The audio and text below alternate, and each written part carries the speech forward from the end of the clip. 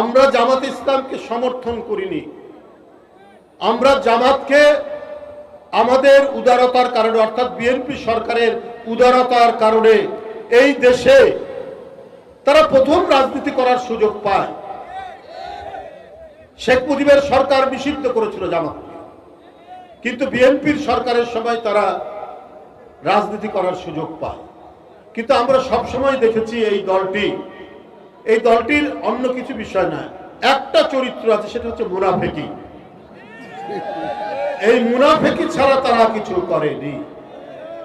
আমরা একসাথে আন্দোলন করলাম এরশাদের বিরুদ্ধে, হাসিনাও প্রথম দিকে ছিলেন, তারপরে কাউকে কিছু না বলে হাসিনা এরশাদের অধীনে নির্বাচনে চলে গেলেন। বেগম জিয়া বলেছিলেন, শেখ হাসিনা বলেছিলেন এরশাদের অধীনে যারা যাবে, বেগম জিয়া বলেছেন এরশাদের অধীনে যাব না আমরা নির্বাচনে, আর হাসিনা এক লাফ দিয়ে বলেছিলেন যারা যাবে তারা জাতীয় বেঈমান। 24 ঘন্টার মধ্যে গিয়েছিল, জামাতও চলে গিয়েছে।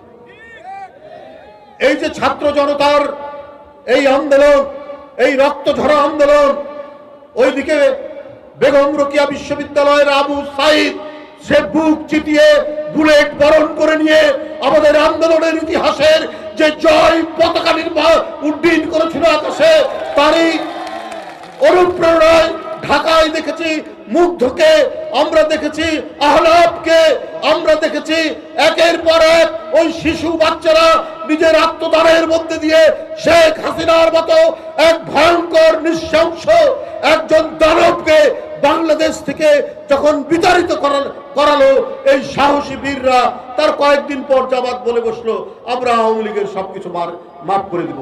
তাহলে আপনি আবু সাইদের রক্ত কিভাবে মাফ করবেন? আপনি মুগ্ধের রক্ত কিভাবে মাফ করবেন? আপনি আহনাফের রক্ত কিভাবে মাফ করবেন? আপনি বলে দিলেন যে ভারত এক ভয়ঙ্কর উদ্দেশ্য নিয়ে বাংলাদেশকে করায়ত্ত করার জন্য হাসিনাকে সমর্থন করে গেছে, এখনো করছে। যে ভারত তাকে আশ্রয় দিয়েছে দিক, কিন্তু শেখ হাসিনা যে মাঝে মাঝে বক্তব্য রাখছে এটাকে দিতে পারে? শেখ হাসিনার পাসপোর্ট নেই, তার ভিসা নেই, ভিসাহীন একটি ব্যক্তি অপরাধী। সেই অপরাধী ব্যক্তি কি করে বাংলাদেশের বিরুদ্ধে ভারত থেকে কথা বলতে পারে? অথচ ভারত তাকে সেই প্রশ্রয় দিচ্ছে। এখন ভারতের যদি কোনো ক্রিমিনাল বাংলাদেশ আশ্রয় দেয় আর এইখান থেকে ভারতের বিরুদ্ধে কোনো কর্মকাণ্ড করে, ভারত কি তখন ছেড়ে কথা বলবে? এই যে দাউদ ইব্রাহিম যে সমস্ত সন্ত্রাসী ভারতের বোম্বের, তাদের সাথে পাকিস্তানের যোগাযোগ আছে বলে এখনো পর্যন্ত প্রতিদিন পাকিস্তানকে অভিযোগ করে, পাকিস্তানের বিরুদ্ধে তারা নানা কথা বলে। আজকে যদি তাই হয় তাহলে আজকে কেন শেখ হাসিনা ওইখান থেকে উস্কানি দিচ্ছেন?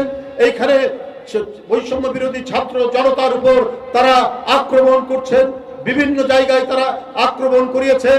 গোপালগঞ্জে আওয়ামী লীগের লোকরা আক্রমণ করে স্বেচ্ছাসেবক দলের একজনকে হত্যা করেছেন। তাহলে এই ধরনের একজন অপরাধী যে শিশুর রক্ত খেয়েছে, যে তরুণের রক্ত খেয়েছে, যে নারীর রক্ত খেয়েছে, যে দেশের জনগণের রক্ত কুড়ে করে খেয়েছে, আপনি তাদেরকে আশ্রয় দিবেন? আর সেই ভারত যদি জামাতের কাছে অত্যন্ত প্রিয় হয়ে যায় তাহলে বন্ধুরা আমার, এটা অত্যন্ত দুর্ভাগ্যজনক, এটা অত্যন্ত দুঃখজনক।